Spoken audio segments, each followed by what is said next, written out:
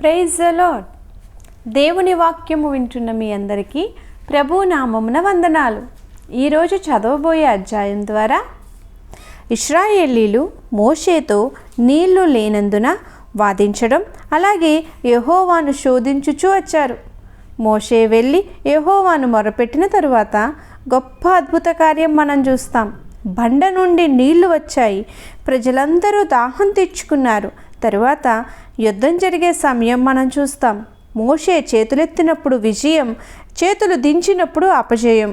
అప్పుడు మోషే తన చేతులు ఎత్తి సూర్యుడు అస్తమించు వరకు నిలకడగా ఉంచారు.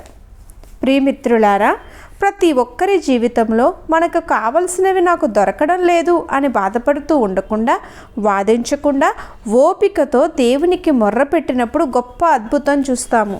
అలాగే మన విజయాన్ని పొందాలంటే మన చేతులు యెహోవా సింహాసనం వైపు ఉంచి నిలకడగా దేవుని వైపు చూస్తే తప్పక విజయం పొంది అనేకులకు మాదిరిగా ఉంటారని ఈ అధ్యాయం ద్వారా బలపరచబడదాం. ప్రతిరోజు బైబిల్ చదువుదాం అనే కార్యక్రమానికి స్వాగతం. ఈరోజు నిర్గమాకాండం 17వ అధ్యాయం.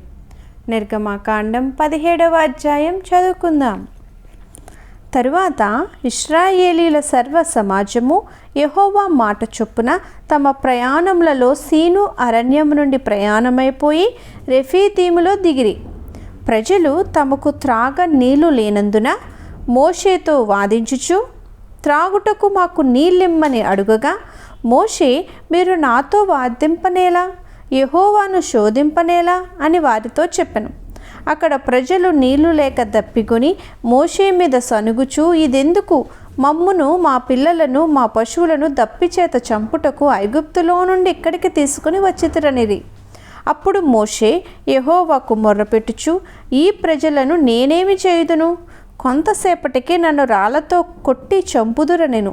అందుకు యెహోవా, నీవు ఇశ్రాయేలీల పెద్దలలో కొందరిని తీసుకుని ప్రజలకు ముందుగా పొమ్ము. నీవు నదిని కొట్టిన నీ కర్రను చేతపట్టుకుని పొమ్ము. ఇదిగో, అక్కడ హోరేబులోని బండ మీద నేను నీకు ఎదురుగా నిలిచెదను. నీవు ఆ బండను కొట్టగా ప్రజలు త్రాగుటకు దానిలో నుండి నీళ్లు బయలుదేరునని మోషేతో సెలవీయగా, మోషే ఇశ్రాయేలీల పెద్దల కన్నుల ఎదుట అట్లు చేసెను. అప్పుడు ఇశ్రాయేలీలు చేసిన వాదమును బట్టి యెహోవా మన మధ్య ఉన్నాడో లేడో అని వారు యెహోవాను శోధించుటను బట్టి అతడు ఆ చోటికి మస్సా అనియు మెరీబా అనియు పేర్లు పెట్టెను. తరువాత అమాలేకీయులు వచ్చి రెఫీదీములో ఇశ్రాయేలీలతో యుద్ధము చేయగా, మోషే యెహోషువతో, మన కొరకు మనుషులను ఏర్పరచి వారిని తీసుకుని బయలు వెళ్ళి అమాలేకీయులతో యుద్ధము చేయుము. రేపు నేను దేవుని కర్రను చేతపట్టుకుని ఆ కొండ శిఖరము మీద నిలిచెదనెను. యెహోషువ మోషే తనతో చెప్పినట్లు చేసి అమాలేకీయులతో యుద్ధమాడెను. మోషే, అహరోను, హూరు అనువారు ఆ కొండ శిఖరమెక్కిరి. మోషే తన చెయ్యి పైకెత్తినప్పుడు ఇశ్రాయేలీలు గెలిచిరి. మోషే తన చెయ్యి దింపినప్పుడు అమాలేకీయులు గెలిచిరి. మోషే చేతులు బరువెక్కగా వారు ఒక రాయి తీసుకుని వచ్చి అతడు దాని మీద కూర్చుండుటకై దాని వేసిరి. అహరోను, హూరులు ఒకడు ఈ ప్రక్కను ఒకడు ఆ ప్రక్కను అతని చేతులను ఆదుకొనగా అతని చేతులు సూర్యుడు అస్తమించు వరకు నిలకడగా ఉండెను. అట్లు యెహోషువ కత్తివాడి చేత అమాలేకు రాజును అతని జనులను గెలిచెను. అప్పుడు యెహోవా మోషేతో ఇట్లనెను, నేను అమాలేకీయుల పేరు ఆకాశము క్రింద నుండకుండా బొత్తిగా తుడిచివేయుదును గనుక జ్ఞాపకార్థముగా గ్రంథములో దీని వ్రాసి యెహోషువకు వినిపించుము.